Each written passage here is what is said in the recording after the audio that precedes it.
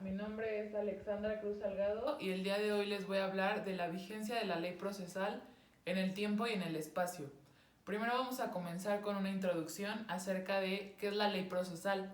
La ley procesal es el conjunto de normas que regulan el funcionamiento y organización de los tribunales de justicia, señalando sus atribuciones y competencia. Además, determina las normas de procedimiento que deben ser utilizadas por las personas en el planteamiento de sus pretensiones y contrapretensiones ante los órganos jurisdiccionales. ¿Dónde ubicamos la ley procesal? En los códigos de procedimientos.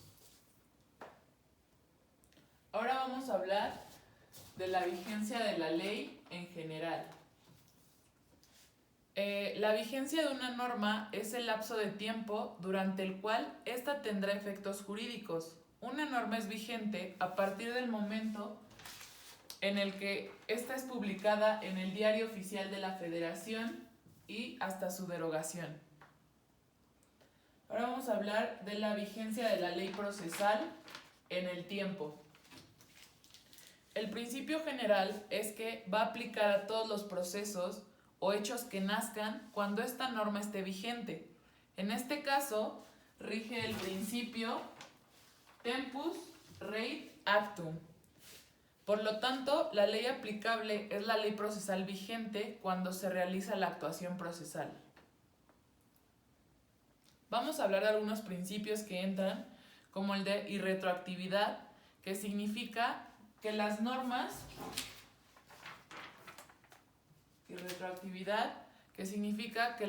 legales rigen a partir de su vigencia, sin poder ser aplicadas a hechos o conductas pasadas, sobre todo por razón de seguridad jurídica. Solamente pueden aplicarse a situaciones posteriores. Un ejemplo. Por ejemplo, el primer Código Penal, suponiendo que entre en vigencia el 1 de enero de 1995 y ocurre un homicidio el 31 de diciembre de 1994.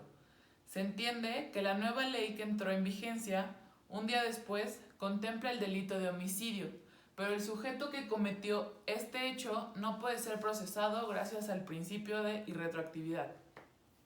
Ahora vamos a hablar del principio de retrospectividad, de retroactividad. Este significa accionar hacia atrás.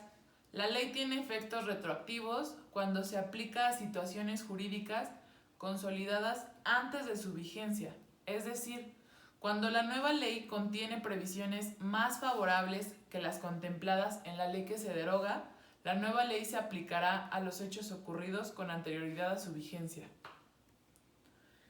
Es posible que pueda haber una aplicación de la norma anterior derogada, es decir, una aplicación ultraactiva por razones de seguridad jurídica en 3 supuestos que expresamente reconoce el Código Procesal. Aquí se dice que estamos hablando del principio de ultraactividad. Por lo general, una norma solo rige hacia el futuro, pero puede presentarse ultraactividad de la ley, es decir, cuando una ley derogada sigue produciendo efectos y sobreviene para algunos casos concretos, como es el caso de las leyes procesales.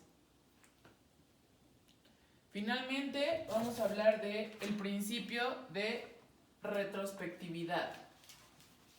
Este principio procede cuando una norma entra a regir en el momento de su vigencia sobre situaciones jurídicas y de hecho que han estado gobernadas por una norma anterior, pero cuyos efectos jurídicos no han estado consolidados al momento de entrar a regir la nueva disposición.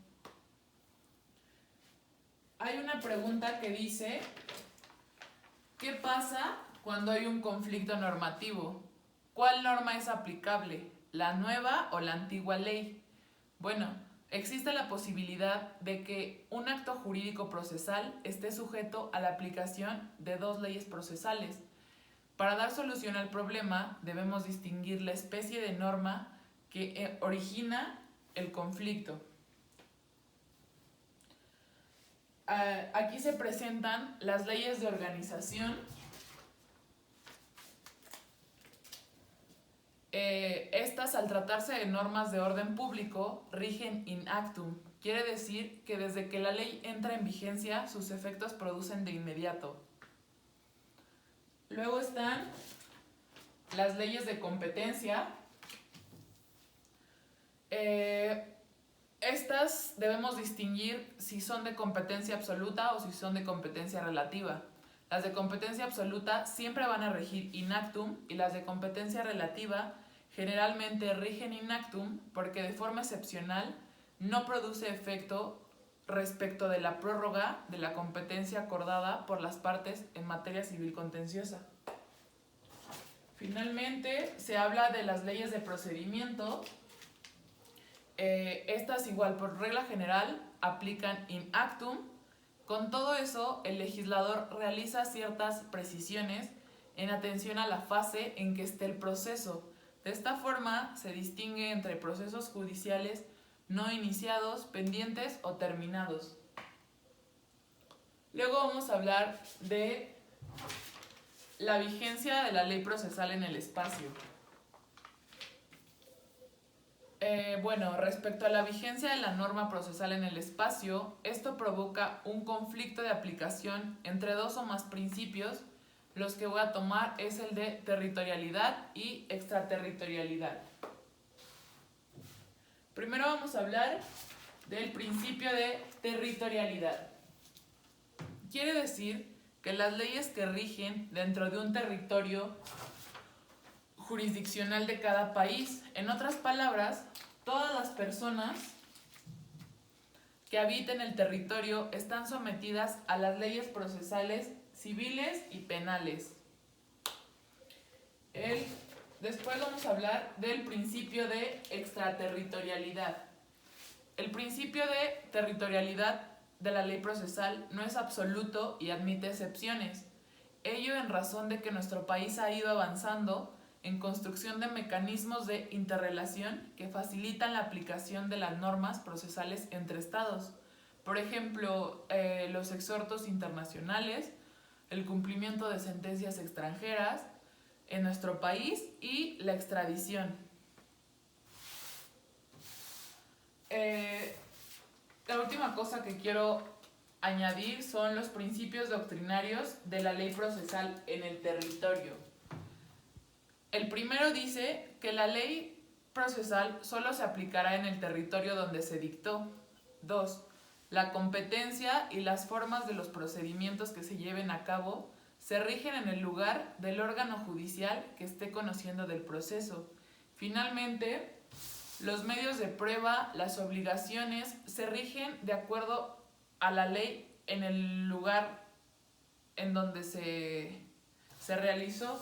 Este principio lo rige la lex locus regit